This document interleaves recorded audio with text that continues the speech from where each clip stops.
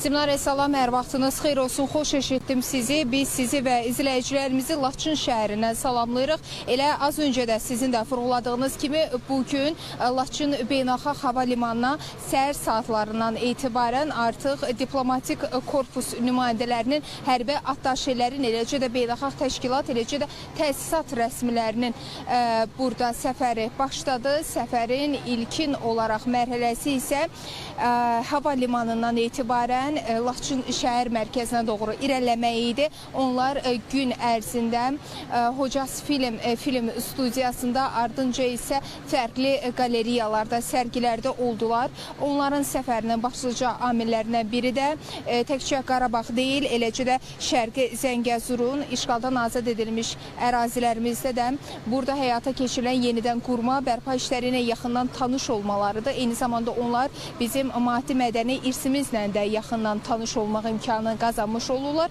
Bunun nəticəsidir ki, bugün burada iştirak edən və heyətə daxil olan ümumi diplomatların sayı 100-ə yaxındır. Burada ümumilikdə 30-a yaxın ölkədən diplomatlar iştirak edirlər. Bizim də real komandası olaraq onların bir qismi ilə həm söhbət olmaq imkanımız oldu və onlar təəssüratlarının kifayət qədər yüksək olduğunu ifadə elədilər və bildirdilər ki, çox qısa bir zaman kəsiyində Azərbaycan hökuməti, Azərbaycan xalqı kifayət qədər uğurlu bir mərhələyə qədəm qoyub və məhz bunun nəticəsidir ki, bugün Azərbaycanın işğaldan azad edilmiş əzəli torpaqlarında yenidən qurma və infrastruktur layihələri kifayət qədər sürətlə davam etdirilir və bizim Laçında kino mərkəzində olduğumuz əsnada diplomatlara təqdim olunan məlumatları öyrənmiş olduğumuz məqamda bir nüans diqqətimizi çəkdi ki, onlara Laçının işğaldan öncə, işğal ərəfəsində və işğaldan sonraki görüntüləri təqdim olundu və onlara bu məlumatlar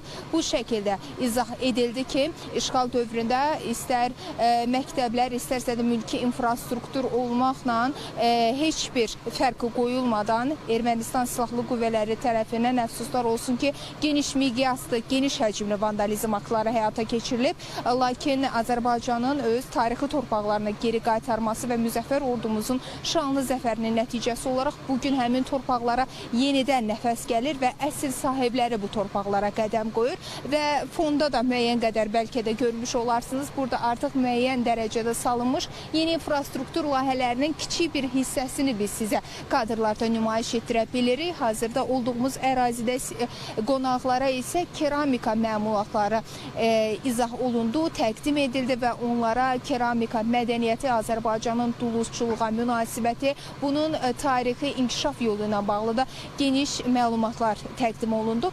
Qeyd edelim ki, diplomatları ən önəmli və maraqlı hesab elədiyi amillərdən başqa biri isə Laçın hava limanının yerləşdiyi hündürlüyü idi. Qeyd edelim ki, Qorçu kəndi istiqamətində yerləşən bu hava limanı dəniz səviyyəsinə 1700 metr yüksəklikdə yerləşir və onun açılışı 28 may 2025-ci ildə həyata keçirilmişdi. Türkiyə Cümhuriyyəti lideri Rəcəb Tayyib Ərdoğanla birlikdə Azərbaycanlı həmkarı İlham Əliyev arasında artıq burada ənənəyə sadiq qalaraq bundan öncəki hava limanlarında olduğu kimi istər Füzuli, istərsə də Zəngilan, Laçın hava limanının açılışı da olmuşdu və onlar da bildirdilər ki, belə yüksək və kəskin dağ relyefinin yerləşməsinə baxmayaraq kifayət qədər uğurlu tərtibat burada müşahidə edilir və yenilənən dövrə uyğunlaşan, ayaqlaşan müasir texnoloji avadanlıqlardan da və onların imkanlarından da geniş bir şəkildə yararlanırlar və bugün bura təşrif buyurmuş diplomatların növbəti gün üçün isə səfəri Laçından Şuşaya və Ağdama olacaq. Biz sabah da diplomatik korpus nümayəndələrini müşahidə eləyəcəyik, media nümayəndələri olaraq da onların da istər Şuşa, istərsə də Ağdamla bağlı təəssüratlarını da sizə və izləyicilərimizə çatdırmağa çalışacağıq. Hələlik isə mənim bu saata çatdırmaq istədiyim informasiyalar bunlardan ibarət idi. Yenilənən saata ən son informasiyalarla qarşınızda olmağa çalışacağım. Simnarə, buyurun, hələlik isə söz xəbər mərkəzimizdədir.